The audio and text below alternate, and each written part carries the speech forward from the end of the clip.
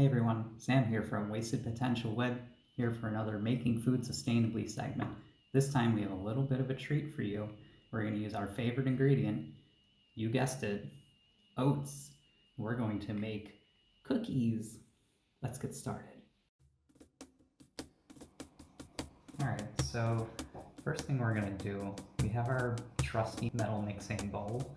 Very good for everything that we need to do here. So the first thing that we're going to do is we're going to mix in the oil, the sugar, the eggs, and the vanilla. So just so you know, I'm following a recipe for this. It's one that I found online. I'll include a link in the description below.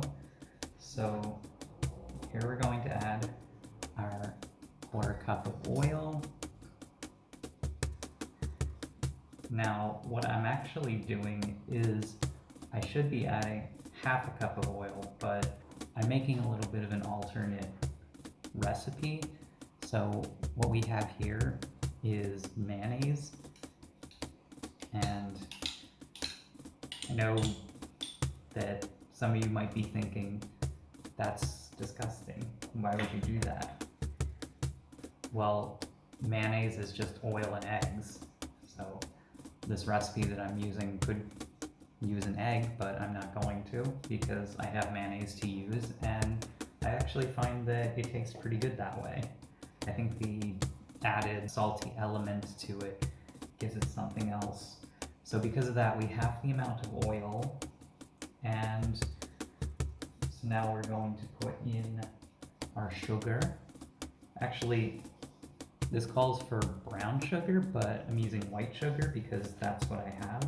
We have about half a cup of sugar, and in order to give it a bit of a brown sugar consistency, we're actually going to go back to our old friend Ceylon and just pour a decent amount in there. There we go. That's fine. I know some of you people that are very passionate about baking know that it's an exact science in some ways, but I think if you just eyeball the ratio, you should be fine with it. And last but not least, we're going to add our vanilla. Just half a teaspoon. Okay, now we're just going to mix this little concoction up. Just get everything nice and blended together. And while we're doing this, we have the oven preheating at 350 degrees Fahrenheit, which is 180 degrees Celsius, if that wasn't clear. Basically, we just want to have it be this brownish consistency. It's kind of gloopy, and that's fine. So now we have our mixture. We're going to add the flour to the mixture. In accordance with the recipe, what we're supposed to do is pour the flour on, and then from there, we're supposed to pour some salt, just a quarter of a teaspoon of baking soda, half a teaspoon of cinnamon. That's it. And then on top of the mixture, we're supposed to mix all this stuff into the flour. I guess sort of distribute it throughout the flour, and then mix that, mix it all in, because having that salt and that baking soda and cinnamon all mixed consistently throughout will give our cookies a very good uniform taste. Oh, and by the way, these measurements I'm using, if you are going to follow the recipe that I put in the link, just note that they're not the same measurements. I'm actually using half measurements because I'm just one person and I really can't be bothered to make a whole bunch of cookies. To finish off our oatmeal cookies, we're going to add our favorite instant oats to the mixture. That is 2 cups of oats, which normally in the recipe would be 4 cups. So this is obviously our main ingredient. Everything else is here just to bind it together to make it bake better. So just mix this throughout the whole thing. I originally looked for a recipe to make oatmeal cookies because I have a lot of oats. I make a lot of things with them, as you've seen in the oat milk and granola videos. And so I just thought it's nice to be able to have such a versatile ingredient.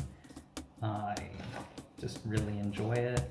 And also, the recipe I looked for was specifically without butter, because for those of you who may not know, I am actually lactose intolerant, and that's why a lot of my recipes don't incorporate dairy into them.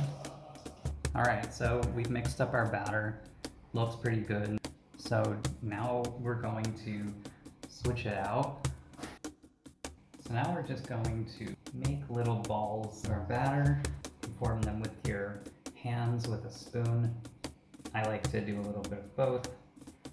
Try to get them as compact as possible, or else they'll split apart a little bit.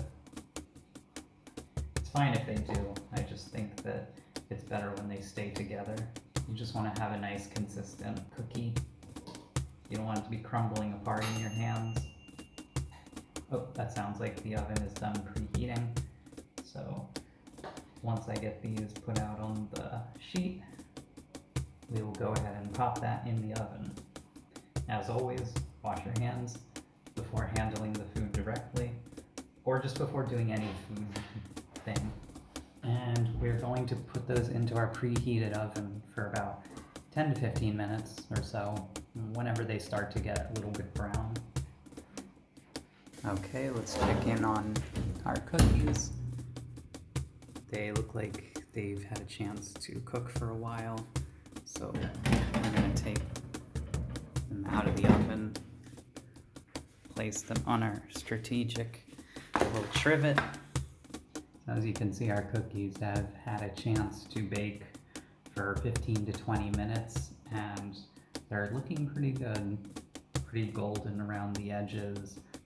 So just let them cool for probably 15-20 minutes or so, and then we'll check on them then and see how they taste. And that's pretty much it. So that, my friends, is how you make oatmeal cookies using the recipe that I followed. Personally, I prefer to make it this way because I don't usually have butter in my home. I usually have oil. I use sunflower oil in this case, and I liked the recipe. I thought it turned out very well. I even think it worked well using the mayonnaise as a substitute for the eggs and some of the oil. Obviously, you can feel free to use eggs in your recipe. You can choose not to substitute brown sugar for white sugar plus Ceylon. That was just a suggestion made to me from a friend. Thank you, Shadow Frost. Another thing about the recipe is that it's not just easy to follow, but the ingredients are very easy to obtain, and you can very easily get most of the ingredients from either the bulk section, or you can get, for example, the sugar in a paper bag, which is then recyclable, as is the jar of Ceylon, which is reusable, or you can recycle it. And those are the only two things from the list that came in any sort of disposable or single-use container.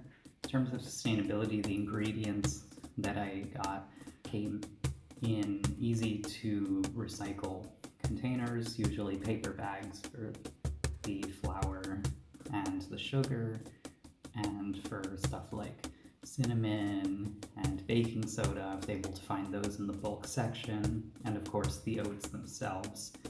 And I really enjoy being able to make something very easily, and something that I know all of the ingredients which are going into it, instead of just finding a pack of oatmeal cookies from Little Debbie's on the shelf.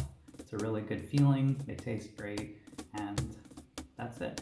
If you have any questions, comments, anything that you'd like to add, feel free to leave a comment. If you like what you saw, please like the video and subscribe if you want to see more content for Making Food Sustainably and more Wasted Potential content. Thank you. I've been Sam from Wasted Potential, and I'll see you on the flip side.